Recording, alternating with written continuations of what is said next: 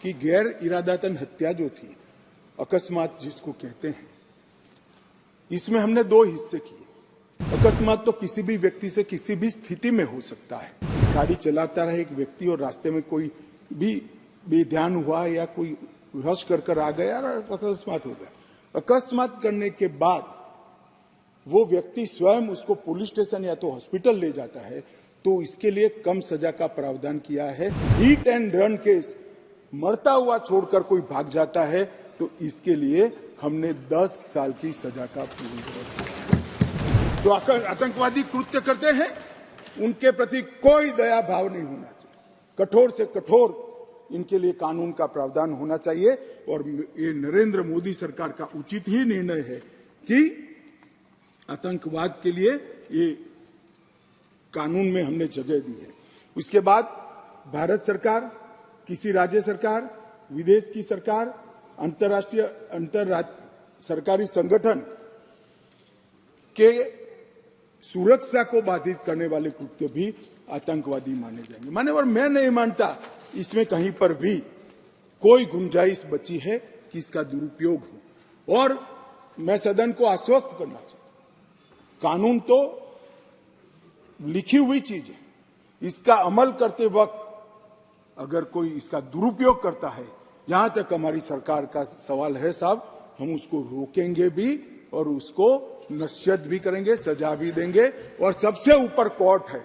अगर किसके ग्रीवेंसेस है तो ये आतंकवाद को रोकने का प्रोविजन भी कोर्ट के ऊपर तो नहीं है। धारा लगते ही कोर्ट इसकी मीमांसा करेगी।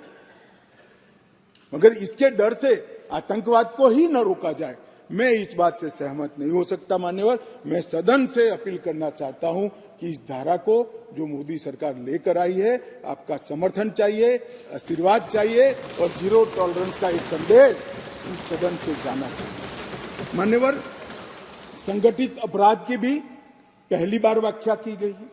कई राज्य और राज्यतर गैंगे संगठित अपराध करती हैं।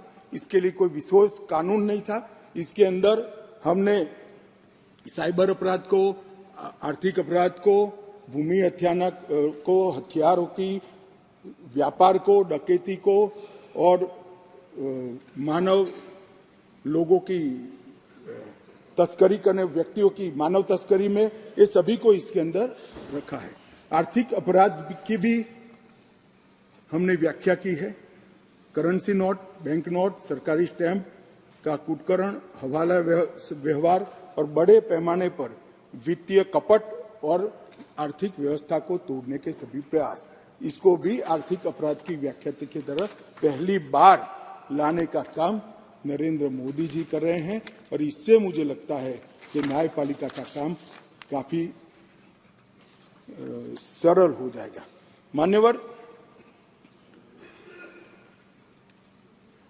एक मैं स्पष्टीकरण करना चाहता हूं कि गैर इरादतन हत्या जो थी, अकस्मात जिसको कहते हैं, इसमें हमने दो हिस्से किए। अकस्मात तो किसी भी व्यक्ति से किसी भी स्थिति में हो सकता है। एक गाड़ी चलाता रहे एक व्यक्ति और रास्ते में कोई भी बेध्यान हुआ या कोई रश कर आ गया और अकस्मात हो गया। अकस्मात करने के बाद वो व्यक्ति स्वयं उसको पुलिस स्टेशन या तो हॉस्पिटल ले जाता है, तो इसके लिए कम सजा का प्रावधान किया है। और हिट एंड रन केस, मरता हुआ छोड़कर कोई भाग जाता है, तो इसके लिए हमने 10 साल की सजा का प्रावधान किया। और मैं मानता हूं कि इससे हिट एंड रन के केस में काफी कमी आएगी। पर ये करते करते जो डॉक्टरों की नेग्लिजेंसी से अगर किसी की मृत्यु आती है, तो वो भी गैर इरादतन हत्या में आ जाती थी, इसकी भी सजा बढ़ गई। तो हमने इसको एक, मैं आज ऑफिशियल अमेंडमेंट लेकर आऊंगा, डॉक्टरों को इससे मुक्त कर दिया है। इंडियन मेडिकल एसोसिएशन ने मेरे सामने रजूआत करी थी, हमने इसको मुक्त करने का प्रावधान किया। मान्यवर, मॉब लिंचिंग का नया प्रावधान हम लेकर आए हैं। नस्ल, जाति, समुदाय या किसी शंका के आधार पर एक टोला एकत्रित होकर किसी को मार देता है, तो उसमें मैक्सिमम फांसी तक की सजा की है। स्नैचिंग के लिए कोई कानून नहीं था, चैन स्नैचिंग होते थे, मोबाइल होते थे और अलग अलग धाराओं में अंत में कानून के गैप का फायदा उठाकर वो छूट जाते हैं। थे, स्नैचिंग के लिए भी हमने कानून लाया है। और मान्यवर गंभीर चोट का जो कानून था, इसमें भी हमने 2 डिवीजन करे हैं।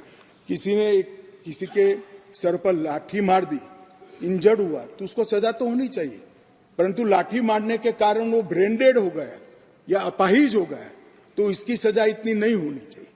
तो संपूर्ण अपाहिजता या तो ब्रेन डेड के केस में हमने 10 साल तक का कठोर दंड देने का प्रावधान किया है, इसको सेपरेट किया है। मान्यवर, गंभीर चोट का जो खंड 117 है, उसमें 10 साल की उम्र कैद का हमने प्रावधान किया है।